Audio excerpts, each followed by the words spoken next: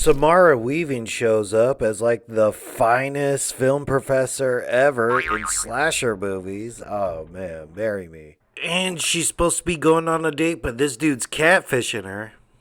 Ghostface calls, gets her to go inside the alley, then murders her. What? Stabs her up really good. But the oh shit moment is, oh my god, he takes off his mask and it's that dude the whole time. The whole Ghostface is revealed right there. But then he goes back to the apartment and then this dude gets killed after finding his Ghostface buddy chopped up in the fridge like Pam Voorhees. This guy is lying here dying like, hey man, I thought we're supposed to continue Richie's movie. And new Ghostface is like, fuck his movie. Then he jackhammer stabs this guy. 2 dead Ghostface and another 3rd Ghostface on the loose. All of the Scream survivors are in New York now. Sam's going to therapy and she's sounding crazy. But she lives in an apartment with a roommate and Tara. And I guess Mindy and Chad visit all the time. Ghostface calls Tara and Sam together and then starts chasing them right off the bat. I was like, oh my god. And who else could have pulled this off, right? They're running from a Ghostface. This is pretty athletic, dude. Just takes this guy out real quick, right? For getting it up in his face. This tells you this is like an athletic Ghostface. Because that, right? Just stabbed that fool. Whoa, do you see how quick that fool was too? That is definitely a Letterman jacket athlete. And then just, boo, catches that shotgun. Pretty strong, gets it from him and shoots the guy. Dude, Ghostface with a shotgun is terrifying, man. And I'm so glad they did that since they dick teased us with a flamethrower in that Scream 5 trailer. I was hoping for a flamethrower, but a shotgun would do. And he's stalking them a bit, walking across all these bodies. Sam and Tara gotta crawl through broken glass like it's Die Hard. I get it, New York has strict gun laws and everything, but come on man, Scream survivors, you should be strapped too. But they were able to push the shelf on this Ghostface, and then the cops showed up and this guy bounced. Sam and Tara get investigated by the police and brought downtown, because the police suck. Then we get introduced to Kirby. Like, oh man, she's still alive. Still looking fine after all these years. I guess she was stabbed twice in the gut, and we know that doesn't really kill anybody in this universe. Charlie was so pussy whooped over Jill, he left immediately. Oh man, she looks very much still alive there. We also meet the detective in charge of this case. Dilbert Mahoney McDermott also has a daughter who's living with Tara and Sam. Then it's been a while since we got a Ghostface kill, and during the day, so someone answers the door and gets stabbed, and guess who it is? It's Sam's therapist. Another Ghostface call, and the roommate got killed in the bedroom. It was pretty funny too. She bangs a lot, so they thought, oh, she's just getting it on again. Ghostface pops up, stabs Mindy's new girlfriend in the gut, twisting the knife and such, chases everybody inside that room with the bloody walls, and now they have to try to escape. And holy shit, that's a long way down. Especially in 3D, that was very cool. Like her neighbor across the way, the one she secretly have a relationship with, hands her the ladder. Sam is the first one who's able to make it across. Oh, before Mindy crossed, she actually saw a dead guy in the bathtub. And I guess that's supposed to be Quinn's boyfriend, the one we never saw. I guess we just saw his dead body. Then I guess it's Mindy's turn, and then Mindy starts going across. And this is where the trailer sort of gives us a switcheroo. Like, oh man, Ghostface catches up and it's gonna tilt the ladder over, but it's actually the girlfriend who gets her turn interrupted as she falls, smacks her head, and dies.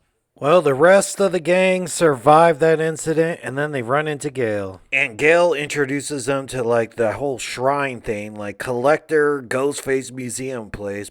And it has all the cool stuff from all the Scream movies, including some stuff you don't give a shit about, like Roman's phone that he used that got blown up. Gale got her first Ghostface call. It only took like 6 movies for her to finally get a call, but she actually moved on from Dewey. She has this like stud big black boyfriend who she stayed with, and then he gets killed in the background. That guy's like a damn football player. Holy crap. How do you muscle that dude? John Cena himself couldn't throw that dude that far. Man, he's just super strong. And then, bah! Oh Oh man, then he like no-sells the frying pan hit. This Ghostface doesn't even stop, man. That's what's so scary about him, and he finally has a good chase scene with Gale. Then, oh my goodness. Just like the convenience store, this one is fast. And bulletproof vest, no, my goodness. Courteney Cox is on the chopping block. She should have been killed, but they said her pulse is weak. That's after Sam and Tara saved her ass. She got stabbed in the shoulder, leg, and gut, and I think it just depends if she signs on for Scream 7, if she lives or dies. And damn, I sort of forgot it was Halloween still. So it's Halloween, and now they're getting on the subway. Now, there's tons of Ghostface, because Stab's like a huge movie in this universe. But you also see like Freddy Krueger, Pinhead, Michael Myers, and now Mindy's separated. She got inside a different subway, and, you know, the subway blacks out a little bit, and the Ghostface comes up and stabs her right in the gut. I mean, he covers her mouth so she doesn't scream, but Mindy still survives this, but man, it was cool. Tara had the bright idea of, hey, why don't we lure him into this lair and trap him here? Or is it them who are gonna get trapped? This is what I was waiting for. Chad versus a Ghostface. Because I was like, dude, who could take on Chad? And then Chad actually punches this dude.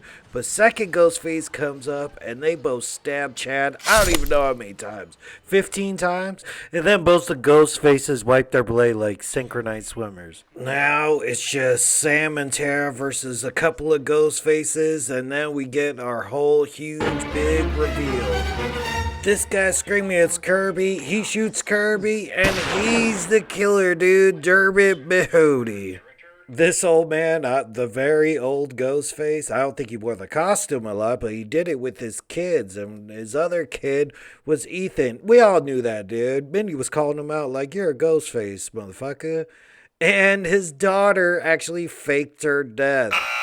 This is what I think happened to. See that dead body in the bathtub? You see what you do with the dead body to pass it off as somebody else is you sort of like cut off their face, the Silence of the Lambs so you could pass that dead body off as Quinn, and there you go, fake death. Hey, we're all his family. You know, Richie is his son, so what? It's almost like Scream 2 revenge. Sam and Tara ended up in a pickle. You got a Ghostface upstairs and a Ghostface downstairs, and like, boo! Tara grabbed this knife from me. She grabbed the knife and stabbed that kid in the mouth. Oh my god, that was a really cool kill. Then the one upstairs, she got a gun and went, alright man, I'm gonna do you like I did your brother. Pow! In the head. Then just like the son, she goes, alright, I'm gonna stab the father about 22 times and then poke his eye out of his head, and there goes that guy too. Of course you have to have a Ghostface pop up for one final scare kill, but boom, got killed with the same TV that killed Stu, so that TV has a kill count of 2. More than that Tony Ravioli guy. I thought they had this shot just to be like, oh, is she the killer? No, man, it's her picking up her daddy's mask and setting it down like I killed everybody. I'm not like you, Pops, and that's the end of the movie.